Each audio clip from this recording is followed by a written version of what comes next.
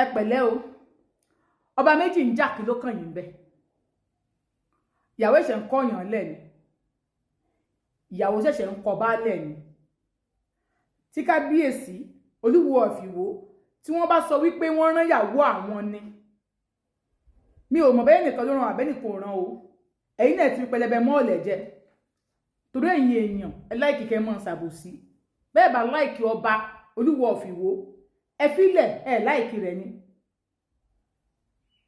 nígbà tí ìyàwó tó lóun fi ọkọ tí wàá tọkọ ẹjọ́ ń ṣe nǹkan ní kọ̀rọ̀ yàrá tó wá gbé fóònù tó ń rẹ́kọ̀dì ẹ̀ ó gbé fóònù ń rẹ́kọ̀dì ẹ̀ ibi irọ́ alákọ̀ọ́kọ́ tí mo kọ́kọ́ fẹ́ já mi ò dẹ̀ já irọ́ I am only telling you this inú interview kan tí mo rí tó lórí ṣe ex olórí tí wọ́n ṣe ni wípé àwọn kan dédé bá Olúwo of Iwo lórí àwọn ni ẹ parọ́ tó clean ẹ má parọ́ tó ọ̀rọ̀ tó ṣe ẹ parọ́ tó clean ẹ parọ́ tó clean ọba lè mú aṣẹ́wó títì kó fi ṣe olórí ẹ̀ ọba ni tó wù ló ṣe èèyàn ní náà ibi tí ìfẹ́ rẹ̀ wà ló lọ yẹn ọba ò tẹ̀ kí n ṣe níyàwó kan ìwọ tó máa fi ọba tó bá ti jowú jù ó bá rẹ̀ ibi tí ò ti yẹ kó bá rẹ̀ ẹ take it easy now bẹ́ẹ̀ ni arábìnrin kan náà bọ́ síta tó ń dárúkọ mọ́ ọba lórí Rashidi kí lẹ jẹ́ yó kí lẹ gbé mi ẹ ṣe díẹ̀ kò ní tó gbogbo tẹ̀ ń ṣeun kò ní gbogbo tẹ̀ ń ṣeun ọba ìṣẹ́ ni àrífín ọ ní òfìfẹ́ ọba ni wọ́n Olúwo of Iwo ọba ni they are both paramount rulers yes ọba Rashid ni ọba Ọọ̀ni of Ifẹ̀ Adéyẹyè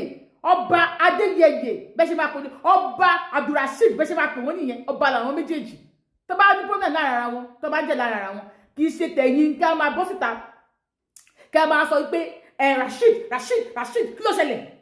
ẹ ṣe dédé díẹ̀ kó kan yín kò ná yín ní nǹkan kan I've been trying to calm láti joy àwọn àwò wípé ẹ tẹ̀ wá dúró náà mi ìfẹ́ kán dárúkọ mi ìfẹ́ kán drag mi ìfẹ́ kán ṣe kíndé kan ẹ sì wá mú ọba yẹn tí ìbọn wà lójú kí ló ṣẹlẹ̀ ìjà tẹ́lẹ̀ ń gbè ìbéèrè ni ìjà tẹ́lẹ̀ ṣé ìjà ọba Ọọ̀ni of Ifẹ̀ sóhun lẹ́ ń gbè ní àbídí àyàwó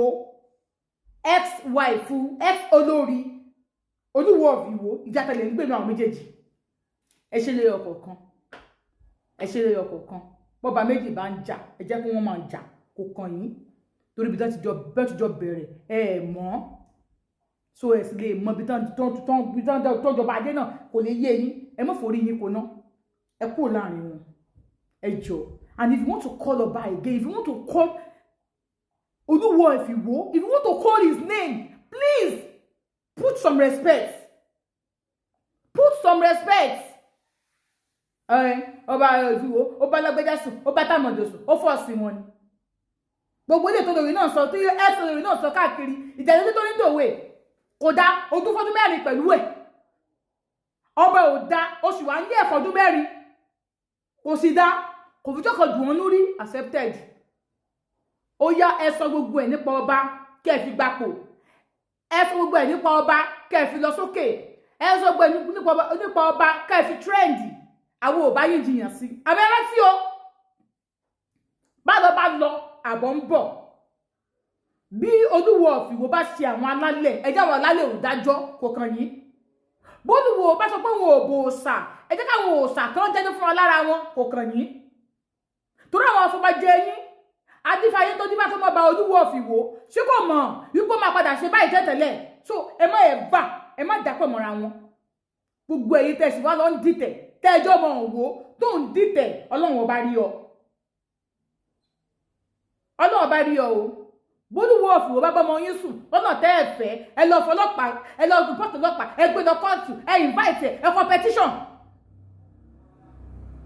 bólúwo of Iwo bábáyàwó rẹ sùn lọ competitions